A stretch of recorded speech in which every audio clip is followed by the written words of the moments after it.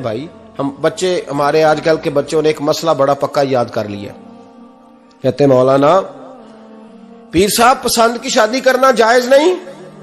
میں کہتا ہوں صاحب اور بھی بڑی چیزیں جائز ہیں، صرف ایک ہی شے جائز رہ گئی ہے.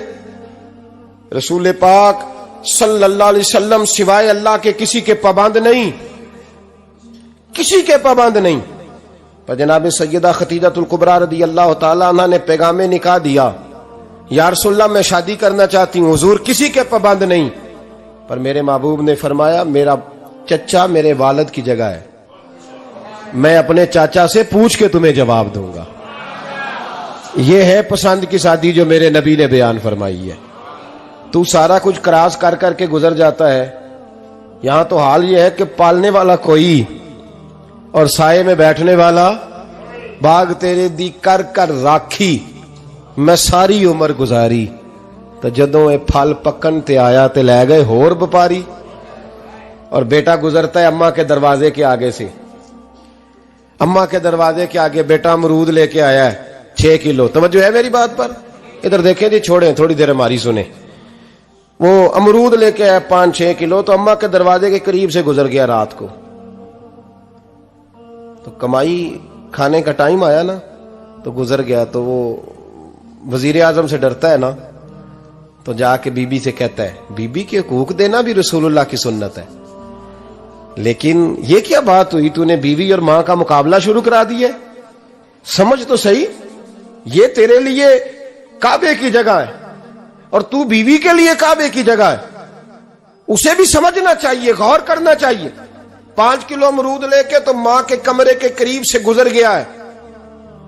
بی بی کو جا کے کہتا ہے چل آدھا کلو اماں کو بھی دے آ، اس کے کون سے دانت ہیں. تو پلیٹ میں ڈال کے وہ لائی ہے. تو سمجھا ہی نہیں، تو نے غور ہی نہیں کیا. بندہ تو وہ ٹھیک نہیں تھا نپولین، پر کسی نے اس سے پوچھا تھا بتا زندگی میں پیسے لینے کا مزہ کب آیا؟ اس نے کہا کہ مجھے مزہ تب آتا تھا کہ میں اپنی ساری کمائی لا کے اپنی اماں کے ہاتھ پہ رکھتا تھا، اور پھر جب میں اپنی ماں سے تھوڑا تھوڑا خرچہ لیتا تھا نا، تھوڑا تھوڑا. توجہ ہے میری بات پہ؟ اماں جی 10 روپے دے آجے. کہتا جب میں تھوڑا تھوڑا خرچہ لیتا تھا نا، تو مجھے یوں لگتا تھا جیسے میں بادشاہ وقت کے سامنے کھڑا ہوں اور وہ خزانے کا منہ کھول کھول کے مجھے دیتا جا رہا ہے. تو اس ذائقے کو سمجھ تو صحیح بھائی، تو اس کو سمجھ تو صحیح. بھائی یاد رکھیں اور غور کریں، ماں اور باپ.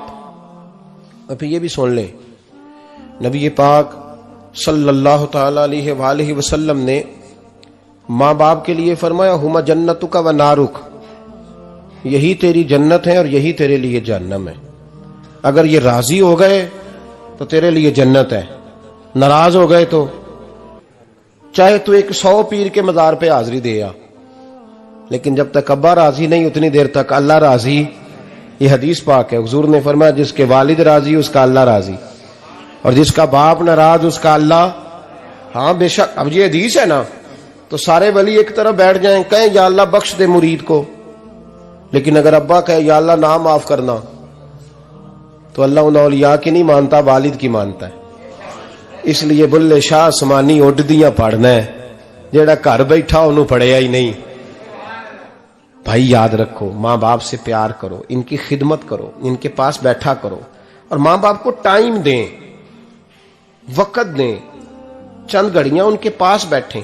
آپ یقین کریں ابا جی سے آپ مشورہ کر لیں، صرف مشورہ، مرضی بے شک اپنی کریں، لیکن اس مشورے میں آپ کو اتنا سایہ ملے گا کہ زندگی میں کبھی ناکامی نہیں ہوگی. پر اسی سجن دی مننی ابے دی نہیں مننی. وہ پھٹے پہ جو نلائق ہماری طرح کا بیٹھا ہے اس سے مشورہ لینا ہے، والد سے نہیں لینا. باپ کے پاس بیٹھیں، اس سے مشورہ لیں. میرے ابا جی کسان تھے. میں نے اپنی زندگی میں ڈھیروں چیزیں اپنے باپ سے سیکھی ہیں، درجنوں چیزیں سیکھی ہیں. میرے والد بڑے خوددار تھے، مزاج میں عجیب سی خودداری تھی. کوئی بندہ کبھی حال پوچھ لیتا تھا نا کہ حالات کس طرح کے ہیں، تو فرماتے تھے بھائی اگر بتانا ہوا تو اپنے اللہ کو بتاؤں گا. الحمدللہ بڑا فضل ہے. میں نے ان کے ہاتھوں پہ ہمیشہ چھالے دیکھے، ہمیشہ چھالے، لیکن ان کا ہاتھ کبھی کسی دنیا دار کے سامنے پھیلتا ہوا نہیں دیکھا. لوگ مجھے کہتے ہیں آپ کس پیر صاحب کے صاحبزادے ہیں؟ تو میں کہتا ہوں میں اس پیر کا صاحبزادہ ہوں جس نے محنت کر کے حلال کی کمائی کھائی ساری زندگی۔ یہ لوگ پیر نہیں ہوتے، یہ مرشد نہیں ہوتے، اور میں نے درجنوں چیزیں سیکھی ان سے۔ تو سیکھنے تو بیٹھ، تجھے ہزاروں چیزیں ملیں گی۔ بھائی اپنی زندگی میں ماں باپ کی طرف دیکھو، سب سے ضروری کام ہے انہیں وقت دو۔ اماں کے او بھائی بڑا مشکل ہے دنیا داروں سے تعریف کرانا، اماں دے کول تے ایویں 2 منٹ راتی بھئی نہ آکھی اماں پیر کٹے نہ رضائی جو تیرے گھٹ چھڑا، تے اماں کہندی جا میرا پتر تھکیا آیا ہے تو سو جا کے، میں کدو کام لگی سا، میں کدو حلوہ انڈئی سا، جا سو جا کے۔ بس یہ کاروائی ہے، تو نے 2 منٹ کے لیے کہہ دیا، سویرے پورے محلے میں تیری اماں کہے گی اللہ میرے پتر ورگا پتر سارے نو دے، راتی آندا ہے تے مینوں گھٹ کے سوندا ہے، اللہ گھٹیا کوئی نہیں سویا بھی کاروائی پائی سو، لیکن وہ سب کو بتاتی ہے۔ تو بھائی اتنی قیمتی چیز اور تو چھوڑ کے بیٹھ۔ میں کبھی جلسے سے دیر سے آتا تھا نا، اب تو جاتا نہیں زیادہ جگہوں پہ، کوشش کرتا ہوں کہ چلو ماحول کے مطابق، تھوڑا خشک آدمی ہوں تو ہر جگہ سیٹ نہیں ہو پاتا، اس لیے کم جاتا ہوں۔ تو کبھی رات کو آتے تھے نا دیر سے، میری اماں جی شوگر کی مریض تھیں، تو میں چھوٹے بھائی کو فون کرتا تھا کہ اماں جی سو گئے، کہنے سو گئے۔ میں کہتا تھا کہ تو نہ اس طرح کر، نیچے آ جا، 2 بج گئے ہیں، وہ شوگر کی مریض ہے، آنکھ کھل جائے نا تو دوبارہ لگتی نہیں بزرگوں کی، تو دروازہ کھول دے، اندر دستک دی تو دقت ہوگی۔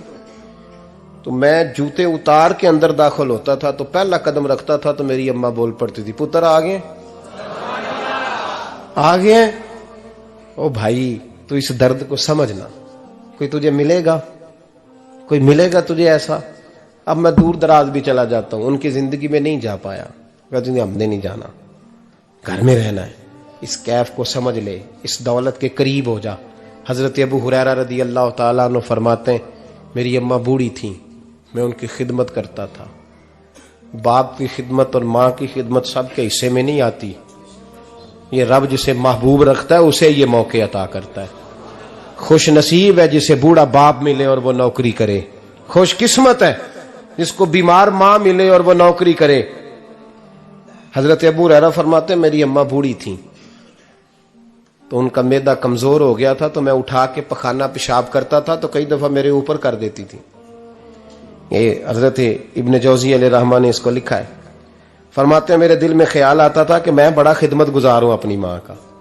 ایک دن میں حضرت عمر کے پاس بیٹھا تھا ان کے دور خلافت میں، تو ایک شخص آ گیا، اس شخص نے آ کر کے کہا کہ حضرت عمر سے حضور ایک مسئلہ پوچھنا ہے۔ فرمایا پوچھو۔